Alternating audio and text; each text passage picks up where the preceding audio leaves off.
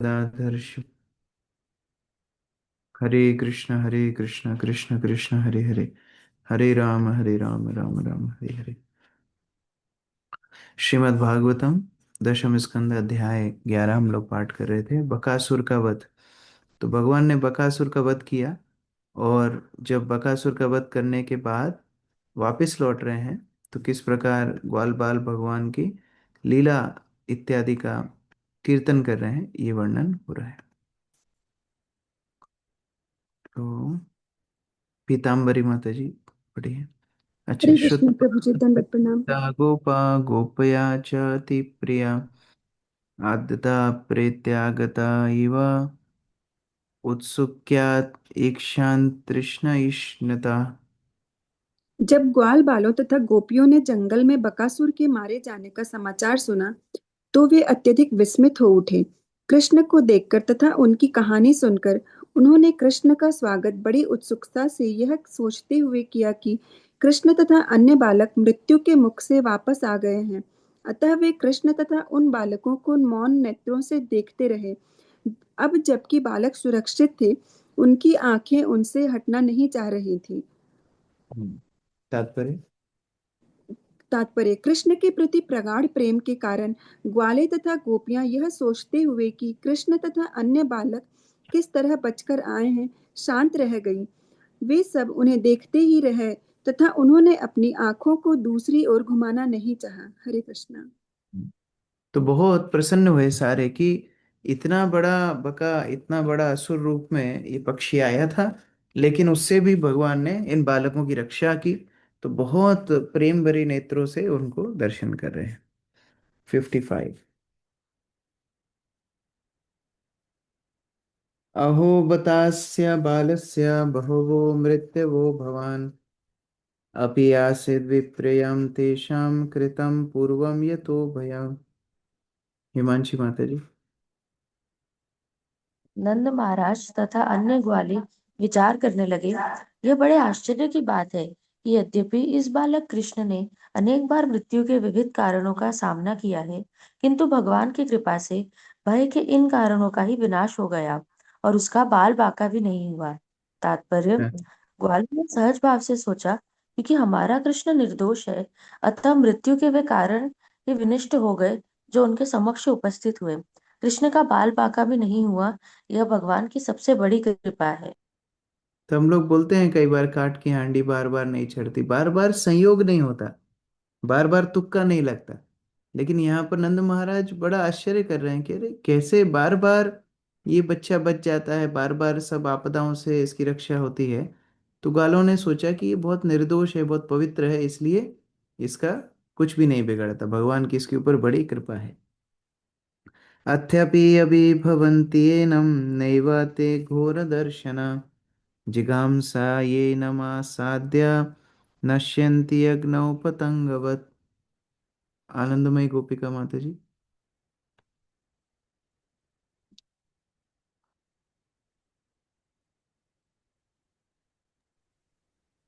हरे कृष्ण प्रभु जी, दंडवत प्रणाम।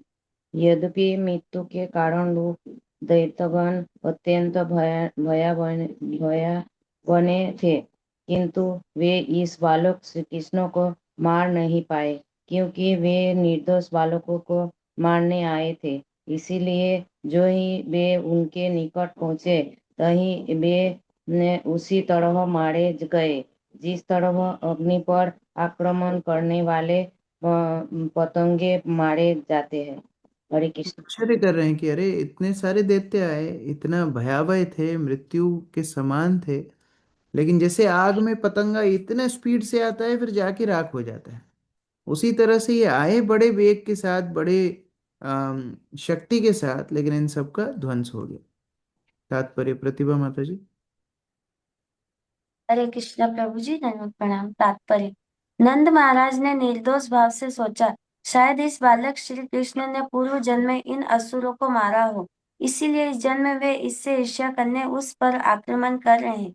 लेकिन कृष्ण अग्नि है और वे पतंगे, और अग्नि पर पतंगों की लड़ाई में अग्नि की विजय होती है। असुरों तथा भगवान की शक्ति के बीच सदैव युद्ध चलता रहता है। परित्राणाय साधूनाय विनाशाय च दुष्कृताम्। श्रीमद् भगवत गीता में 4.8 में जो भी पूर्ण पुरुषोत्तम भगवान के नियंत्रण के विरुद्ध हो सकता है वह जन्म जन्मांतर किया जाना चाहिए। सामान्य प्राणी कर्म के वशीभूत है किंतु भगवान सदा ही असुरों पर विजय पाते हैं। हरे तो कृष्ण। ये धर्म युद्ध हमेशा ही चलता रहता है और उसमें विजेता हमेशा भगवान होते हैं। तो इतने असुर आए, वो मर गए, तो फिर उनको लगना अरे ये तो भगवान का काम है, ये कृष्ण का काम कैसे हुआ। तो जरूर ये भगवान का ही रूप है। तो गर्ग मुनि की भविष्यवाणी को स्मरण करें। अहो ब्रह्म विदाम्बा चो नास्त्या शांति कर हिचित गर्गो यदा भगवान अन अन्वभावी तथैव तत्। धर्मपाल प्रभु।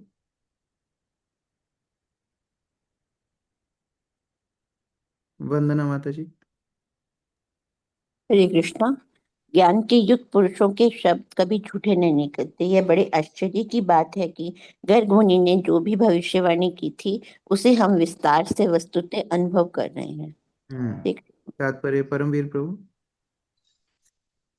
श्री कृष्ण प्रभु, मानव जीवन के उद्देश्य का संकेत ब्रह्म सूत्र में किया गया है। अथा तो ब्रह्म जिज्ञासा। अपना जीवन पूर्ण बनाने के लिए चाहे भूत हो, वर्तमान हो या भविष्य, मनुष्य को ब्रह्म के विषय में जानना चाहिए। तीव्र स्नेह के कारण नंद महाराज भगवान श्री कृष्ण को यथार्थ रूप में नहीं समझ पाए।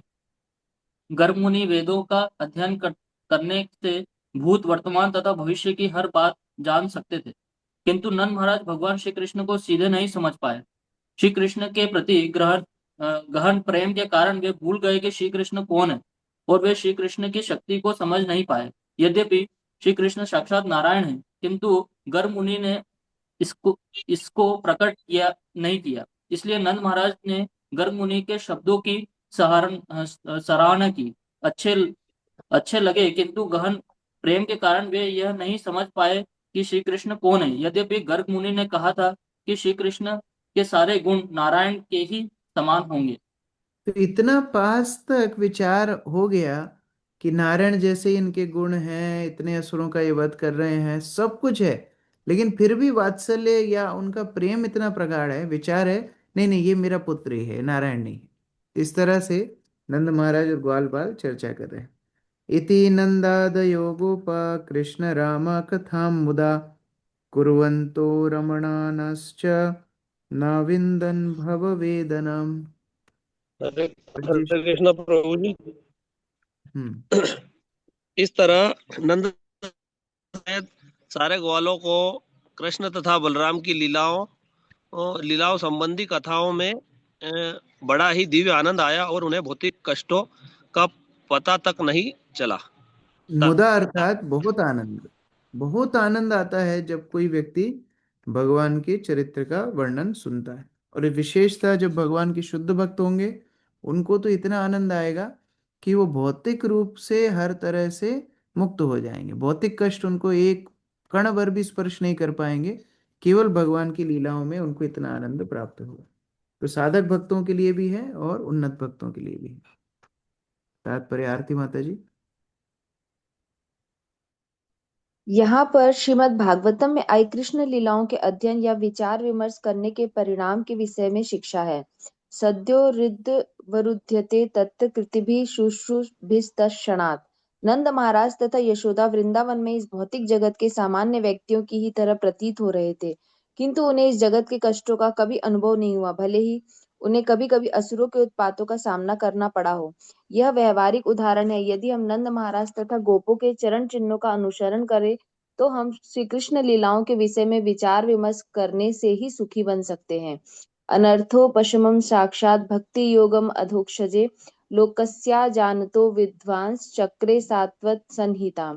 श्रील व्यासदेव ने यह ग्रंथ इसलिए लिखा है कि हर व्यक्ति भागवत कथा की विवेचना करने से ही अपने दिव्य पद को समझ सके। आज भी श्रीमद् भागवतम का अनुसरण करके प्रत्येक व्यक्ति कहीं भी रहकर भौतिक कष्टों से मुक्त हो सकता है। उसके लिए किसी प्रकार की तपस्या करने की आवश्यकता नहीं है, जो कि इस युग में संपन्न करनी अत्यंत कठिन है। इसलिए श्री चैतन्य महाप्रभु ने घोषित किया है, सर्वास्मपनम परम विजयते श्री कृष्ण संकीर्तनम। हम अपने कृष्ण भावनामृत आंदोलन द्वारा श्रीमद् भागवतम का वितरण करने का प्रयास कर रहे हैं, जिससे संसार के किसी भी कोने में रहने वाला व्यक्ति श्री कृष्ण की लीलाओं के विषय में कीर्तन एवं श्रवण करके कृष्ण भावनामृत आंदोलन में समा सके और समस्त भौतिक तापों से मुक्त हो सके। इस प्रकार से कोई भी अगर नंद महाराज और गोपगणों का अनुसरण करेगा, भगवान की कथाओं का श्रवण करेगा, संकीर्तन आंदोलन में भाग लेगा, तो इतना वो भौतिक रूप से मुक्त हो जाएगा कि भौतिक कष्ट उसको कभी प्रभावित नहीं करेंगे। इतने आनंद में हमेशा वो सराबोर रहेगा। एवं विहारै कौमारै कौमारां जहतुर्व्रजे नीलायनै सेतुबन्धेर् मर्कटोत्प्लवनादिभिः। प्रिय रानी माता जी। इस तरह भगवान श्री कृष्ण तथा श्री बलराम ने ब्रजभूमि में बच्चों के खेलों में यथा आंख मिचौनी खेलने, समुद्र में पुल बनाने का स्वांग करने तथा बंदरों की तरह इधर उधर कूदने फांदने में अपनी बाल्यावस्था व्यतीत की। इस प्रकार श्रीमद् भागवतम के दशम स्कंद के अंतर्गत भगवान श्री कृष्ण की बाल लीलाएं नामक 11वें अध्याय के भक्ति वेदांत तात्पर्य पूर्ण हुआ। हरे कृष्ण। ये सारे लीला स्थली काम्य वन में है। हम लोग जब यात्रा में गए थे, हम लोग काम वन में भी गए थे, कि जहाँ छुपन छुपाई भगवान खेलते थे। तो वहाँ व्योमासुर की गुफा भी है, जहाँ पर भगवान के सखा बालकों को व्योमासुर ने छुपा दिया था। आगे वो लीला आएगी। और उसी के साथ में पुल बनाना, तो वो भी काम्यवन में है, जहाँ भगवान ने एक दिन भगवान राम की लीलाओं का अनुकरण किया। सारे गोप बंदर बन गए, और भी बंदर भी आए थे, वृंदावन के बंदर भी आए। उन्होंने मिलकर के पुल भी बनाया यमुना के ऊपर, जैसे समुद्र के ऊपर पुल बनाया था। तो ये सारी लीलाएं वो करते रहते थे। अभी अगले अध्याय में एक और इनके परिवार का सदस्य था, पूतना, उसका भाई बका, उसका भाई अघा। तो ये तीनों भाई बहन का वध भगवान ने किया। तो अघासुर के वध के वर्णन हो रहे हैं। अमित प्रभु। हरे कृष्ण प्रभु जी, दंडवत प्रणाम। अध्याय 12 अगासुर का वध। इस अध्याय में भगवान श्री कृष्ण की अगासुर वध की लीला का विस्तार से वर्णन हुआ है। एक दिन भगवान श्री कृष्ण ने जंगल में विहार, गोष्ठी, पिकनिक करनी चाहिए। अतः वे प्रातःकाल ही अन्य ग्वाल बालों के साथ अपने अपने बछड़ों की टोली समेत जंगल में चले गए। जब वे भोजन पान कर रहे थे, तब पूतना तथा बकासुर का छोटा भाई अगासुर भगवान श्री कृष्ण तथा उनके संगियों को मारने के उद्देश्य से वहां आया। कंस द्वारा भेजे गए इस असुर ने अजगर का रूप बनाया और उसने अपना विस्तार 8 मील तक कर लिया। उसकी ऊंचाई पर्वत जैसी हो गई। उसका मुंह पृथ्वी से लेकर आकाश तक फैल गया। अगासुर ऐसा वेश बनाकर रास्ते में लेट गया। श्री कृष्ण के मित्रों ने सोचा कि यह वृंदावन का कोई रमणीक स्थल है। इस तरह वे इस विशाल अजगर के मुख के भीतर घुसने के लिए इच्छुक हो उठे। उनके लिए अजगर का विशाल रूप खिलवाड़ बन गया। वे हंसने लगे, क्योंकि वे आश्वस्त थे कि यदि वह रूप खतरनाक भी हो तो भी उन्हें डरने की कोई बात नहीं, क्योंकि श्री कृष्ण उनकी रक्षा करने के लिए साथ है। इस तरह से विशाल आकृति के मुख की और आगे बढ़ने लगे। श्री कृष्ण अगासुर के बारे में अच्छी तरह जानते थे, अतः वे अपने मित्रों को असुर के मुख में घुसने से मना करना चाह रहे थे, किंतु तब तक सारे ग्वाल अपने अपने बछड़ों की टोलियों समेत उस विशाल आकृति के मुख में घुस चुके थे। श्री कृष्ण बाहर प्रतीक्षा कर रहे थे, और अगासुर यह सोचकर श्री कृष्ण की प्रतीक्षा में था कि जो ही वे घुसे कि वह अपना मुंह बंद कर ले, तो सारे लोग मर जाएंगे। श्री कृष्ण की प्रतीक्षा में उसने बालकों को नहीं निकला। तभी श्री कृष्ण सोच में थे कि किस तरह बालकों को बचाया जाए और अगासुर का वध किया जाए। अतः वे भी उस विशाल असुर के मुंह में प्रविष्ट हुए, और तब जब वे अपने मित्रों समेत उस असुर के मुख में थे, तो उन्होंने अपने शरीर का इतना बढ़ाया कि असुर का श्वास रुक गया और वो मर गया। इसके बाद श्री कृष्ण ने अमृत दृष्टि फेर कर अपने मित्रों को जीवित कर दिया, जिससे सभी हंसते खेलते बाहर आ गए। इस तरह श्री कृष्ण ने सभी देवताओं को प्रोत्साहित किया, और उन्होंने परम प्रसन्नता व्यक्त की।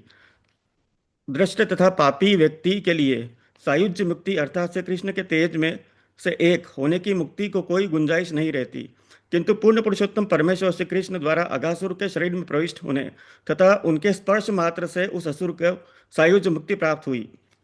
जब यह लीला संपन्न हुई, तब भगवान श्री कृष्ण अभी केवल 5 वर्ष के थे। 1 साल बाद वे 6 वर्ष के हुए और उन्होंने पौगंड अवस्था में प्रवेश किया। तब ब्रजवासियों को यह लीला बतलाई गई। परीक्षित महाराज ने पूछा, क्या कारण है कि यह लीला 1 वर्ष बाद प्रकट की गई? फिर भी ब्रजवासियों ने सोचा कि यह उसी दिन घटित हुई है। इस प्रश्न के साथ 12वें अध्याय का अंत होता है। हरे तो कृष्ण। 8 मील लंबा अघासुर का वध भगवान करते हैं, और भगवान के स्पर्श मात्र से उसको सायुज्य मुक्ति अर्थात मोक्ष प्राप्त हो जाता है। और ये लीला वास्तव में रोज का क्रम तो ये था कि जो काम होता था ग्वाल बाल वो वृंदावन में जाकर के सुनाते थे, गोपियां उसी को भजनबद्ध कर करके गाती थी। लेकिन ये पर्टिकुलर लीला एक साल बाद सुनाई। परीक्षित महाराज को लगा रही एक साल बाद क्यों सुनाई, तो यहाँ से अगली लीला की शुरुआत होती है, ब्रह्म विमोचन लीला अगले अध्याय में। तो वास्तव में भगवान की एक एक लीला में बहुत सारे ट्रिब्यूटरीज हैं, बहुत सारी डिटेल्स हैं। लेकिन जितना जितना परीक्षित महाराज पूछते गए उतना उतना सुखदेव गोस्वामी बताते गए, नहीं तो एक दिन की भगवान की लीलाओं का वर्णन अनंत अनंत काल तक भी करना असंभव है।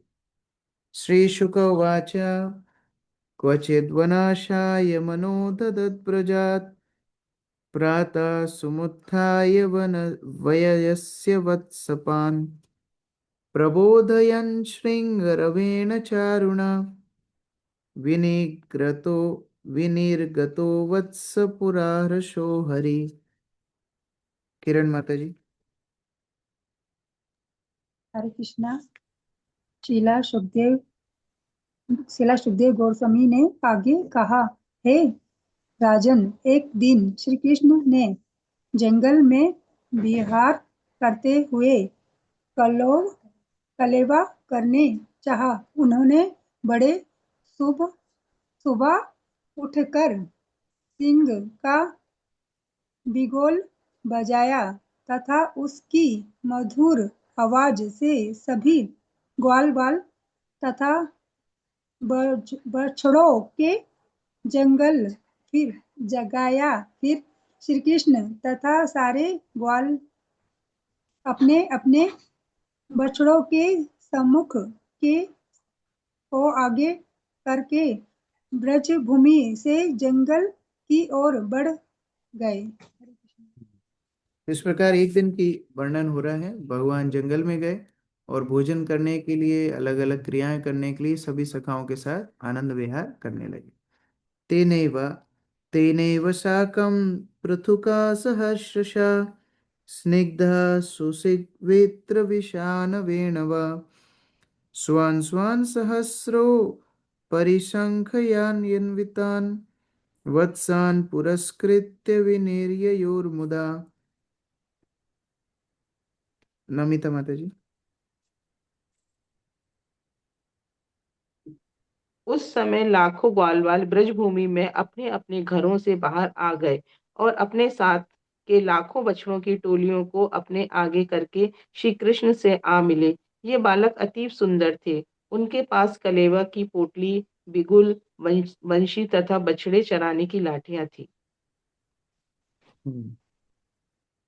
कृष्ण कृष्णवत्सैरसङ्ख्यातैर्युथीकृत्य स्ववत्सकान् चार्यन्तोर्भकलीलाभिर्विजरुस्तत्र तत्रः। अदिति माता जी। कृष्ण ग्वाल बालों तथा उनके बछड़ों के समूहों के साथ बाहर निकले तो असंख्य बछड़े एकत्र हो गए। तब सारे लड़कों ने जंगल में परम प्रसन्न होकर खेलना प्रारंभ कर दिया। तात्पर्य। इस श्लोक में कृष्ण वत्सेर संख्यात शब्द महत्वपूर्ण है। असंख्यात का अर्थ है अनंत। कृष्ण के बछड़े अनंत है। अनंत का अर्थ है 100, 1000, लाख, करोड़ नहीं, अपितु इन सबसे अधिक। कृष्ण अनंत है और उनकी शक्ति अनंत है। उनके गौवों तथा बछड़े अनंत है और उनका स्थान भी अनंत है। इसलिए भगवत गीता में उन्हें पर ब्रह्म कहा गया है। ब्रह्मांड का अर्थ ही है अनंत। कृष्ण पर ब्रह्म है। अतएव हमें इस श्लोक के कथनों को काल्पनिक नहीं मानना चाहिए। वे यथार्थ है, किंतु है अचिंत्य। कृष्ण असंख्य बछड़ों को तथा असंख्य स्थानों को संभाल सकते हैं। यह न तो काल्पनिक है न मिथ्या, किंतु यदि हम अपने सीमित ज्ञान से कृष्ण की शक्ति को जानना चाहे तो यह शक्ति कभी समझ में नहीं आएगी। अतः कृष्ण नामानि न भवेद ग्राह्यमिन्द्रिय। हमारी इंद्रिया इसका अनुमान ही नहीं लगा सकती कि कृष्ण ने किस तरह असंख्य बछड़ों तथा गायों को संभाला होगा और ऐसा करने के लिए अनेक पास असीम स्थान रहा होगा। किंतु इसका उत्तर बृहत बृहत् भागवतामृत में मिलता है। एवं प्रभोः प्रियाणां च धामनश्च समयस्य च अविचिन्त्य प्रभावत्वात् अत्र किंचन दुर्घटम। श्री सनातन गोस्वामी ने भगवतामृत में बतलाया है कि कृष्ण विषयक हर वस्तु असीम है, अतएव उनके लिए कुछ भी असंभव नहीं है। हमें इसी परिप्रेक्ष्य में इस श्लोक को समझना चाहिए। हरे कृष्ण।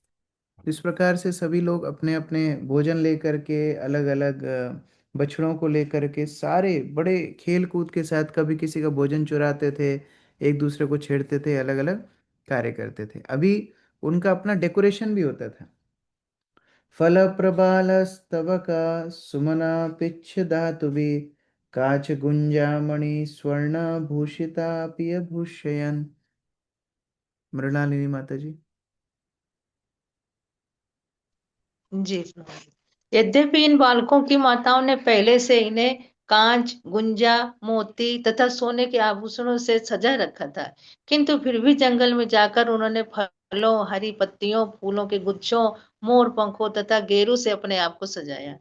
हरे तो कृष्ण प्रभु। जो आभूषणों से श्रृंगार होता था वो निकाल करके जंगल में फलों से, पत्तियों से, अलग अलग रंगों से, मोर पंख से इन लोग का अपना श्रृंगार भी होता था।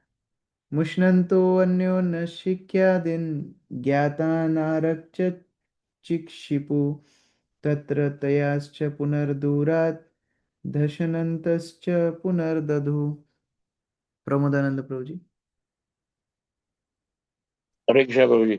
सारे ग्वाल बाल एक दूसरे की कलेवा की पोटली चुराने लगे। जब कोई बालक जान जाता कि उसकी पोटली चुरा ली गई है तो दूसरे लड़के उसे दूर फेंक देते और वहां खड़े बालक उसे और दूर फेंक देते। जब पोटली का मालिक निराश हो जाता तो दूसरे बालक हंस पड़ते और मालिक रो देता, तब पोटली उसे लौटा दी जाती। हरे कृष्ण प्रभु जी। इस तरह एक दूसरे का टिफिन छुराते थे। तो जब लेते थे उसको लगा रहे मेरी पोटली कहाँ गई, तो एक दूसरे को पास करते जाते थे। जब एकदम असहाय होके रोने लगता था तो उसको देते, ले ले ले वापस ले ले, इस तरह करते थे। अनुपम राधिका माता जी। तात्पर्य: इस तरह का खेल और चोरी अब भी भौतिक जगत में पाई जाती है, क्योंकि इस प्रकार का मनोरंजन आध्यात्मिक जगत में विद्यमान है, जहां से यह आनंद का भाव प्रस्तुत होता है। जन्मादस्य यत, यही भाव आध्यात्मिक जगत में श्री कृष्ण तथा उनके संगियों द्वारा प्रदर्शित किया जाता है, किंतु वहां का यह उल्लास शाश्वत है, जबकि भौतिक स्तर पर वही क्षणिक होता है। वहां पर उल्लास भ्रम होता है और यहाँ का जड़ कृष्ण भावामृत आंदोलन मनुष्य को यह शिक्षा देने के लिए है कि वह किस तरह अपने आप को जड़ से भ्रम में स्थानांतरित कर सकता है, क्योंकि मनुष्य जीवन इसी के निमित्त है, अर्थात तो ब्रह्म जिज्ञासा।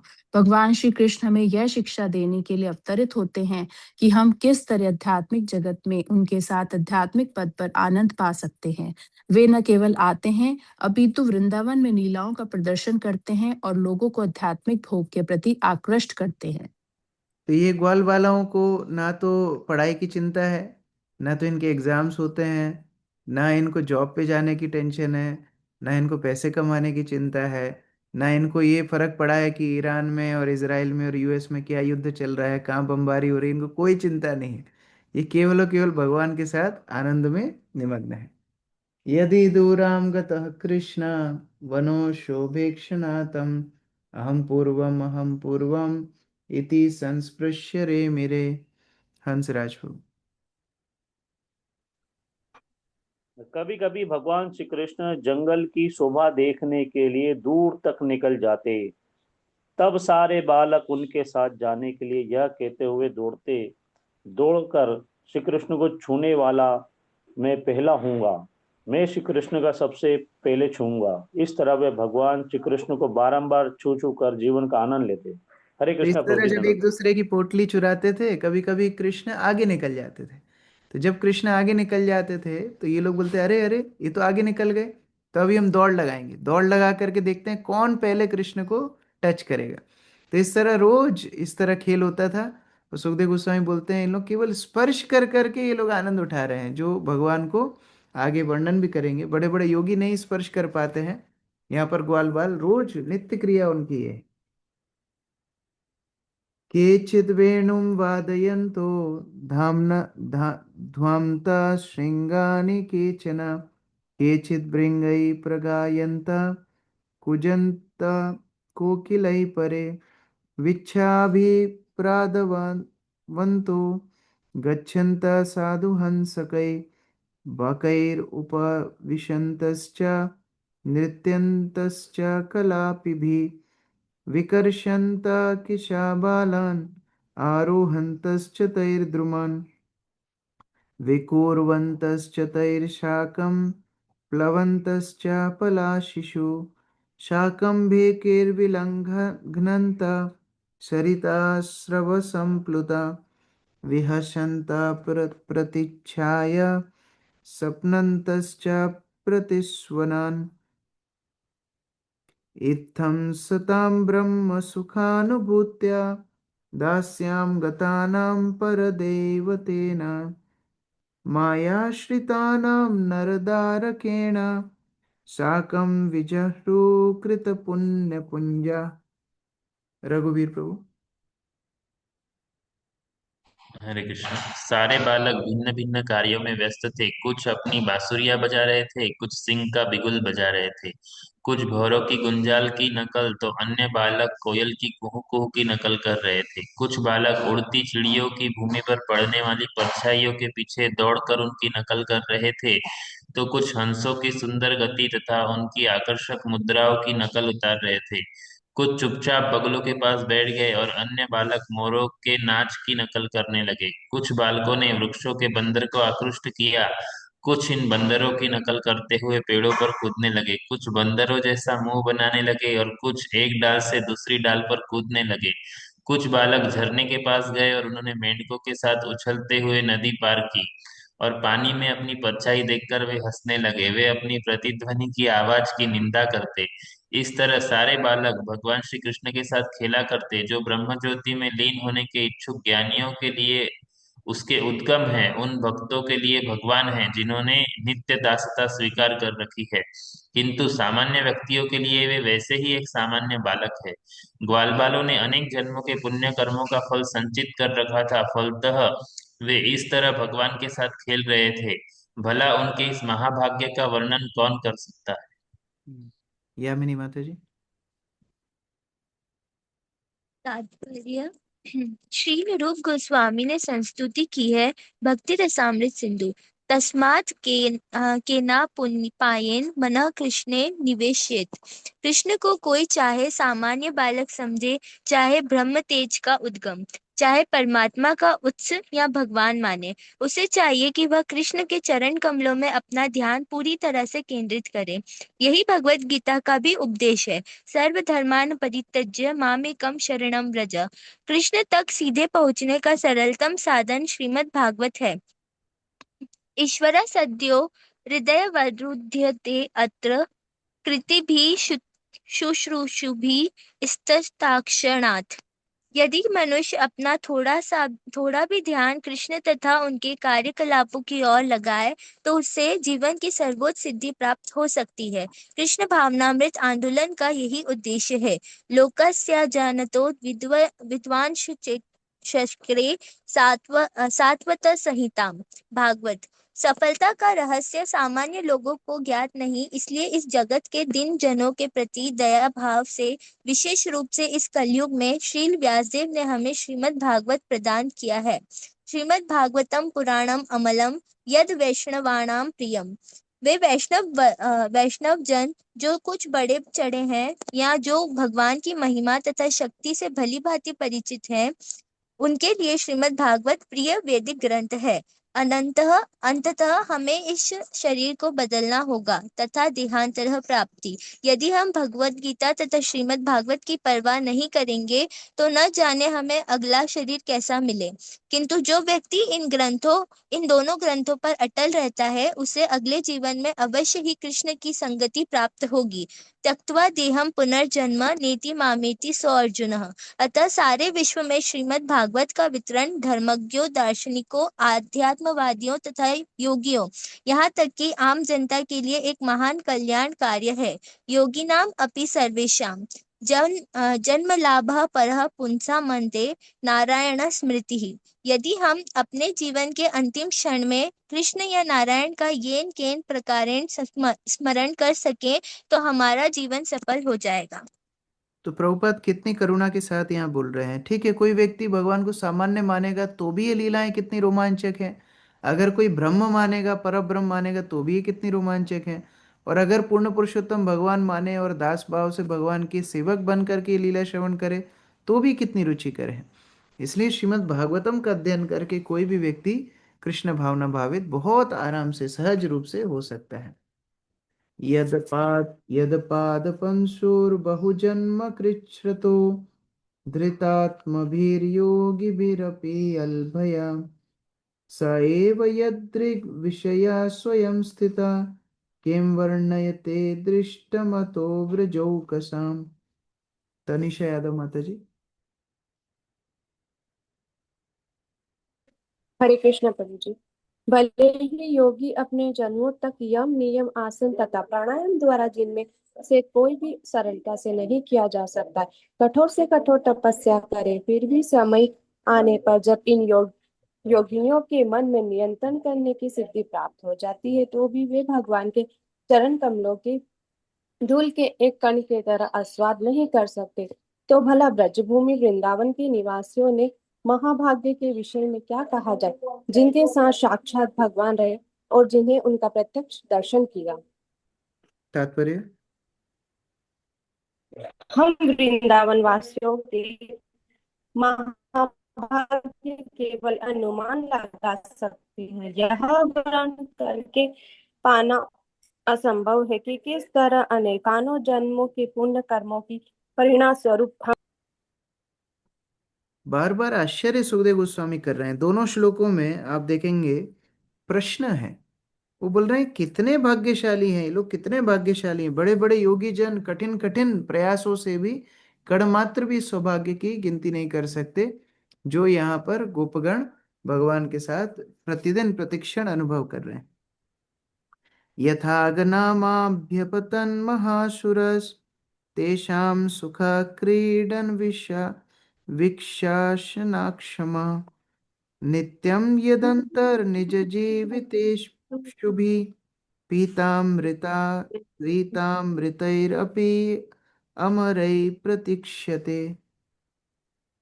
जय राधा मदन मोहन प्रभु। जो हे राजा परीक्षित, तत्पश्चात वह वहां पर एक विशाल असुर प्रकट हुआ जिसका नाम अघासुर था और देवता तक जिससे मृत्यु के प्रतीक्षा कर रहे थे। यद्यपि देवता प्रतिदिन अमृत पान करते थे फिर भी वह इस महान असुर से डरते थे और उसकी मृत्यु के प्रतीक्षा में थे। यह असुर जंगल में ग्वाल बालों द्वारा मारा जा रहे दिव्य आनंद को सहन नहीं कर सका। तात्पर्य भूमिका माता जी।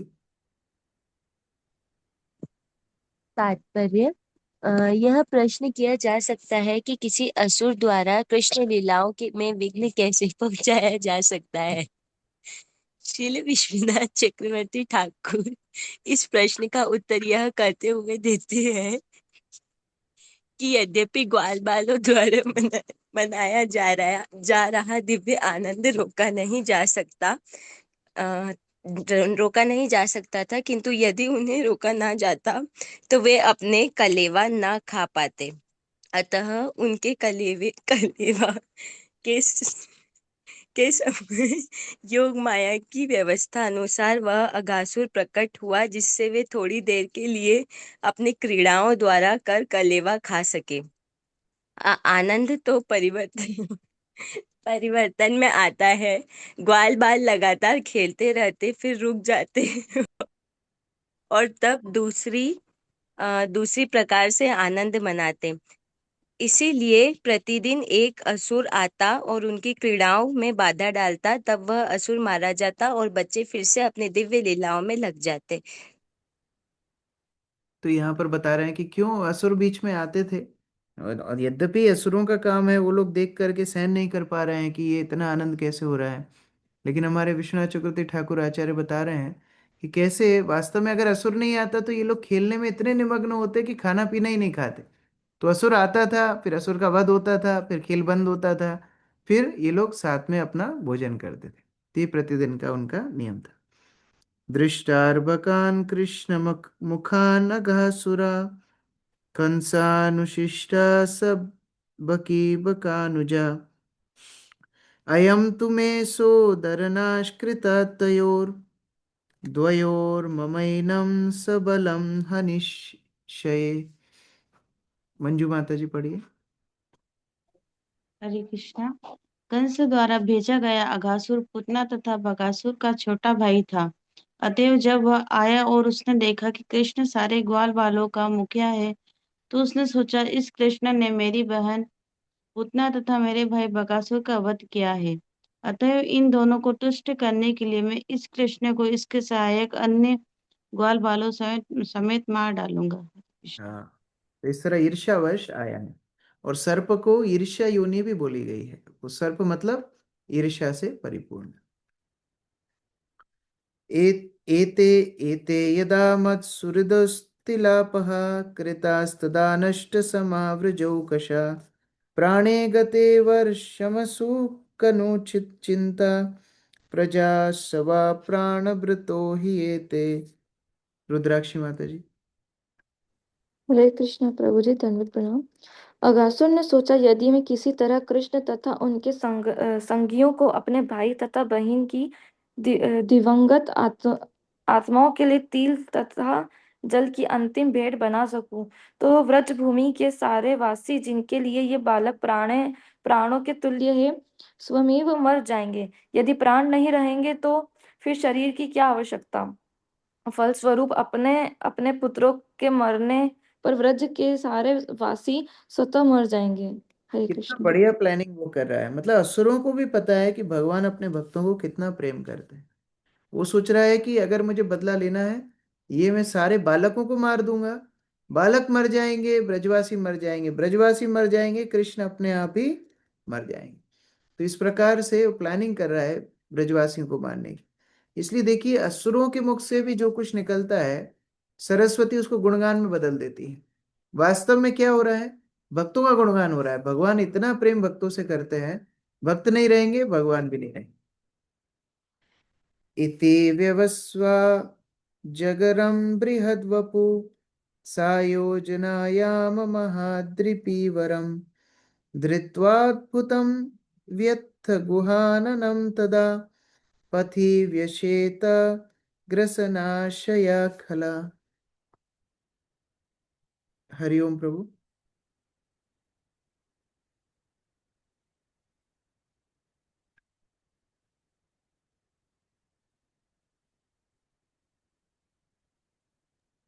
ठीक है, मीनू माता जी। यह निश्चय करने के बाद उस दुष्ट अगासुर ने एक विशाल अजगर का रूप धारण कर लिया, जो विशाल पर्वत की तरह मोटा तथा 8 मील तक लंबा था। इस तरह अद्भुत अजगर का शरीर धारण करने के बाद उसने अपना मुंह पर्वत की एक बड़ी गुफा के तुल्य फैला दिया और रास्ते में कृष्ण तथा उसके संगी ग्वाल बालों को निकल जाने की आशा से लेट गया। जिस तरह अजगर की प्रवृत्ति होती है, अजगर मुंह फैला करके बैठा रहता है, फिर कोई जानवर आसपास में आएगा उसको निगल लेंगे। तो वही प्रवृत्ति के साथ खूब बड़ा मुंह बना लियो। इतना बड़ा मुंह है, गुफा जैसा दिख रहा है। धराधरा रोष्ट जला दुत्तोत्रुष्टो दर दर्याननान्तो गिरिशृंग दंष्ट्रा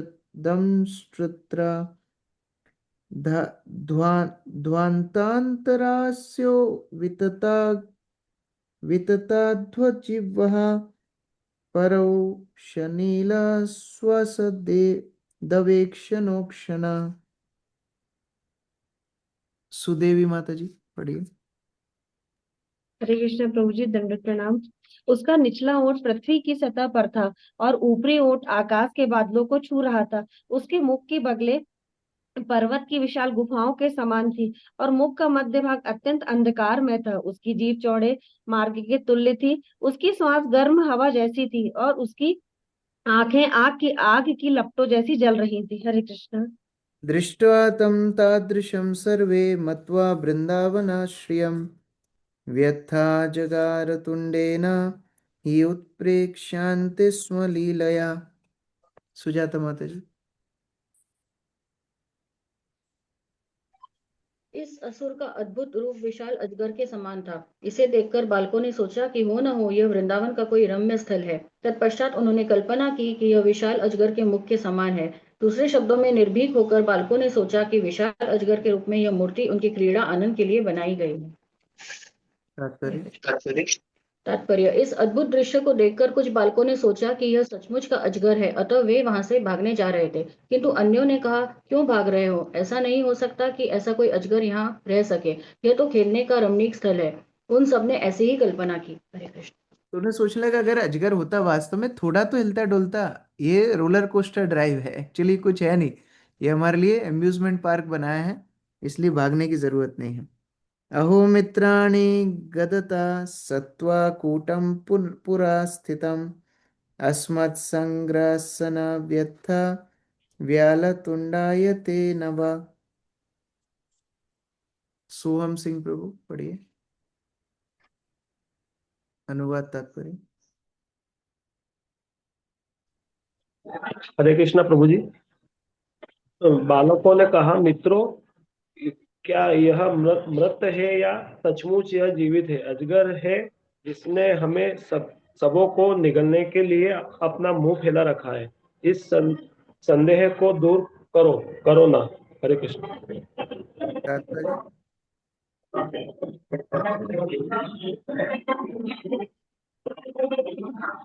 सारे मित्र अपने समक्ष पड़े हुए उस अद्भुत जीव की सत्यता के विषय में परस्पर विचार विमर्श करने लगे।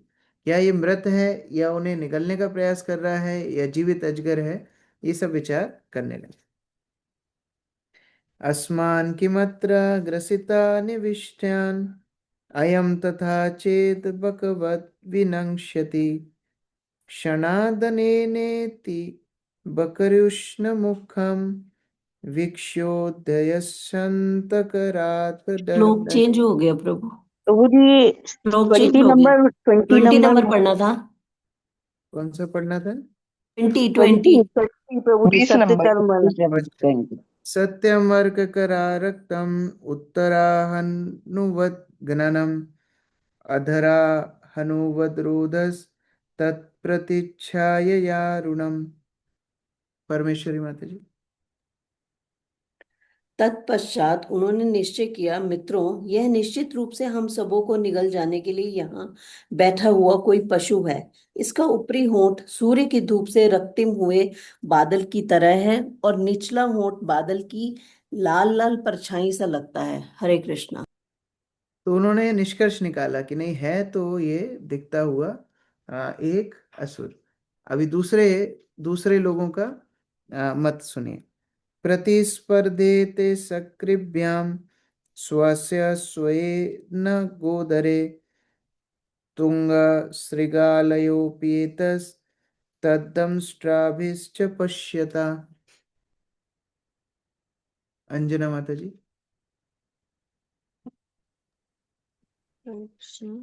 बाएं और दाएं दो खड्ड जैसी पर्वत गुफाएं दिखती हैं। ये इनकी गलफड़े हैं और पर्वत की ऊंची चोटियां इसके दांत हैं। हरे कृष्ण। आस्त्रितायाम मार्गोऽयं रसनां प्रतिगर्जति येषामन्तर्गतं ध्वान्तम् एतदपि अंतराननम्। अरविंद प्रभु। इस पशु की जीभ की लंबाई चौड़ाई चौमार्ग जैसी है और इसके मुख का भीतरी भाग अत्यंत अंधकारमय है, मानो पर्वत के भीतर की गुफा हो। हरे कृष्ण। नेक्स्ट भी पढ़ लीजिए। धन्यवाद। प्रभु जी श्लोक पढ़ेंगे ना अभी आप? श्लोक दावोष्णाकर्वतोऽयं स्वस्वद्भाति पश्यता तद्दग्धा सत्त्वदुर्गन्धो अपि अंतरमिषा गंधवत। यह अग्नि जैसी गर्म हवा उसके मुंह से निकली हुई श्वास है, जिससे जलते हुए मांस की दुर्गंध आ रही है, क्योंकि उसने बहुत शव खा रखे हैं। अस्मान् किमत्र ग्रसिता निविष्टान् अयं तथा चेत् बकवद् विनक्ष्यति। क्षणादनेनेति बकरि उष्णन मुखं वीक्ष्योत्सन्त करता तनैर्ययु। विनोद प्रभु। हरे कृष्ण प्रभु, दंडवत प्रणाम। तब बालकों ने कहा कि ये जीवित प्राणी हम लोगों को निगलने आया है। यदि वह निगल लेगा तो तुरंत ही बकासुर की भांति मार डाला जाएगा। इस तरह उन्होंने बकासुर के शत्रु श्री कृष्ण के सुंदर मुख की ओर निहारा और ताली बजाकर जोर जोर से हंसते हुए वे अजगर के मुंह में प्रविष्ट हो गए। हरे कृष्ण। वसंत प्रभु। तात्पर्य: इस भयानक पशु के विषय में तर्क वितर्क करने के बाद उन्होंने असुर के मुख में प्रवेश करने का निश्चय किया। उन्हें भगवान श्री कृष्ण पर पूरा पूरा भरोसा था, क्योंकि उन्हें अनुभव हो चुका था कि श्री कृष्ण ने किस प्रकार उन सबको बकासुर के मुख से बचाया था। अब यह दूसरा असुर अघासुर था, अतः वे इस असुर के मुख में घुसकर खेल का आनंद लेना और बकासुर के शत्रु श्री कृष्ण द्वारा बचाया जाना चाहते थे। हरे तो कृष्ण। ऐसा नहीं है कि अविद्या के कारण या भूल चूक में ही अघासुर के मुख में गए। तो पूरा एकदम एनालिसिस करने के बाद फाइनल हो गया था कि ये असुर है, बड़ा सांप है, इसके दांत हैं, इसकी जीभ है, दुर्गंध आ रही, इसने बहुत सारे पशुओं को खाया होगा। सब विचार विमर्श करके बोलते हैं, फिर भी चल करके अंदर देखते हैं, अगर कोई गड़बड़ हुई तो कृष्ण तो बचा ही लेंगे। तो ये बोलते हुए, हंसते हुए, नाचते, ताली बजाते हुए अंदर चले गए। भगवान देख करके चिंता में आ गए। तो आगे कल पाठ करेंगे हम लोग कैसे भगवान गए इनकी रक्षा करने के लिए। हरे कृष्ण। श्री प्रभुपाद की जय। समवेत भक्तवृंद की।